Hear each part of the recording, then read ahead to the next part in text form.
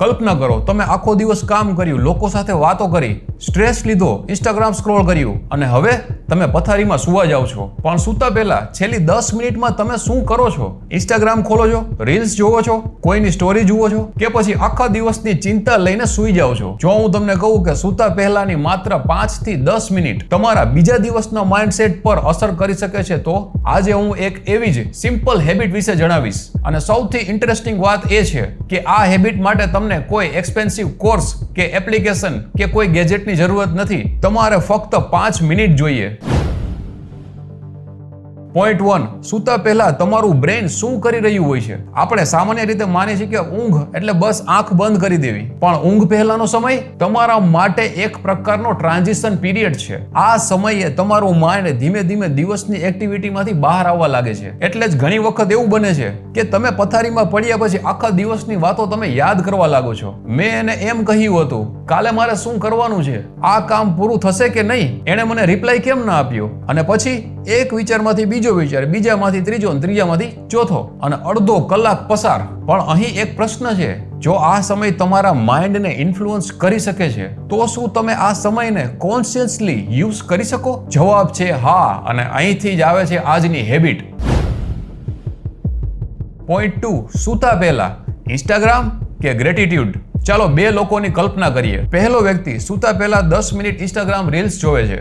બીજો વ્યક્તિ એ જ 10 મિનિટ બેસીને શાંતિથી ગ્રેટિટ્યુડ કરે છે. પહેલો શું કરે છે? બીજા લોકોનું જીવન જુએ છે. કોઈ ટ્રાવેલ કરે છે એને જોવે છે, કોઈ રિલેશનશિપમાં છે એને જોવે છે, કોઈ પૈસા કમાય છે, કોઈ બોડી બનાવે છે, કોઈની લાઈફસ્ટાઈલ પરફેક્ટ લાગે છે, અને તેનું બ્રેઇન સતત બહારની ઇન્ફોર્મેશન લઈ રહ્યું છે. અને બીજી તરફ બીજો વ્યક્તિ પોતાના જીવન પર ફોકસ આપી રહ્યો છે. આજે મારી સાથે શું સારું થયું, મારી પાસે કઈ વસ્તુઓ છે જેના માટે હું થેન્કફુલ છું, આજે મેં નવું શું શીખ્યું, આવતીકાલે હું શું વધુ સારું કરી શકું. અને આ બંને વ્યક્તિ માત્ર 10 મિનિટ આપે છે, પણ આ બંનેએ પોતાના માઇન્ડને 2 અલગ પ્રકારની ડાયરેક્શન આપી છે.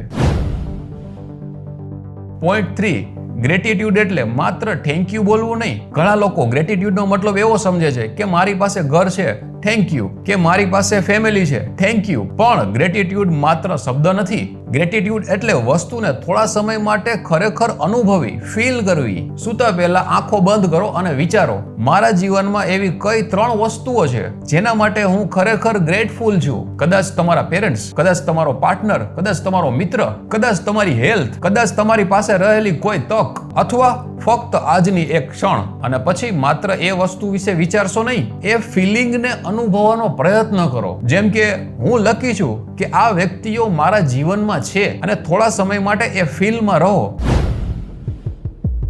પોઈન્ટ 4, હવે બીજી પાવરફુલ હેબિટ. ગ્રેટિટ્યુડ પછી પોતાને એક પ્રશ્ન પૂછો, આજે મેં શું કર્યું અને ક્યાં હું વધુ સારું કરી શકત? આ ખૂબ પાવરફુલ ક્વેશ્ચન છે.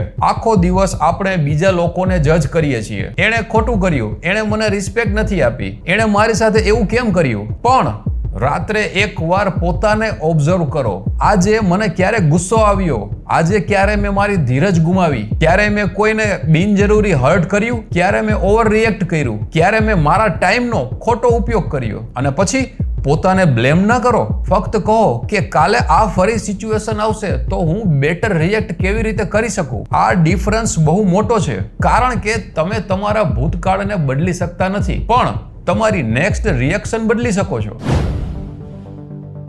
Point 5, future gratitude. હવે આંખો બંધ કરો અને એવી વસ્તુ વિચારો કે જે તમે તમારા ફ્યુચરમાં ઈચ્છો છો. માનો તમે સક્સેસફુલ બનવા માંગો છો, તો માત્ર એવું ન વિચારો કે હું એક દિવસ સક્સેસફુલ બનીશ. એના બદલે એવું ઇમેજિન કરો કે જ્યારે હું સક્સેસફુલ થઈશ ત્યારે મને કેવું ફીલ થશે, હું શું ફીલ કરીશ, તેને ફીલ કરો. જો તમારું ડ્રીમ રિલેશનશિપ છે તો ફક્ત તે વ્યક્તિની કલ્પના ના કરો, વિચારો જ્યારે મારા જીવનમાં હેલ્ધી રિલેશનશિપ હશે ત્યારે મને અંદરથી કેવું ફીલ થશે. જો તમારું ડ્રીમ બિઝનેસ છે તો માત્ર પૈસાની કલ્પના ના કરો, વિચારો જ્યારે મારું બિઝનેસ સફળ જશે ત્યારે મારા પરિવારને કેવું લાગશે. એ મોમેન્ટને ફીલ કરો. અહીં ગોલ માત્ર ઇમેજિનેશન કરવાનું નથી, ગોલ છે તમારા ફ્યુચર સાથે જોડાયેલી પોઝિટિવ એનર્જીને ફીલ કરવાનું.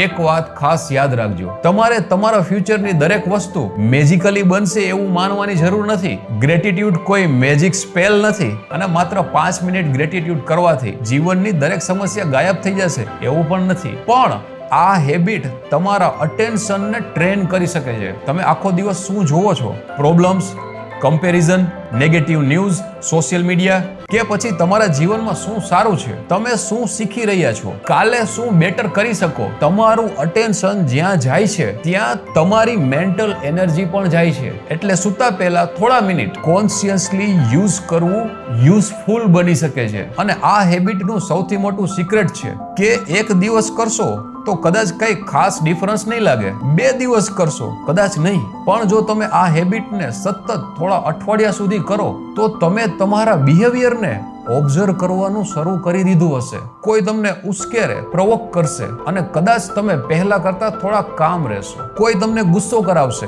અને તમે કદાચ તરત રિએક્ટ નહીં કરો. તમને કોઈ પ્રોબ્લેમ આવશે તો તમે કદાચ કહેશો okay let's think before reacting, અને એક દિવસ તમે પોતે જ નોટિસ કરશો, અરે હું પહેલા જેટલો ઇઝીલી ટ્રિગર કેમ નથી થતો? આ જ તો રિયલ ચેન્જ છે.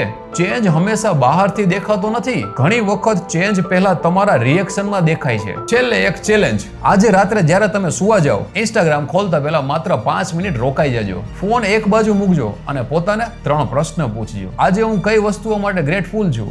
આજે હું ક્યાં બેટર કરી શકત? અને કાલે હું કઈ વસ્તુ બેટર કરીશ? બસ 5 મિનિટ. કોઈ કોમ્પ્લિકેટેડ મેડિટેશન નહીં, કોઈ એક્સપેન્સિવ કોર્સ નહીં, કોઈ સ્પેશિયલ ઇક્વિપમેન્ટ નહીં, ફક્ત 5 મિનિટ પોતાના માઇન્ડ સાથે.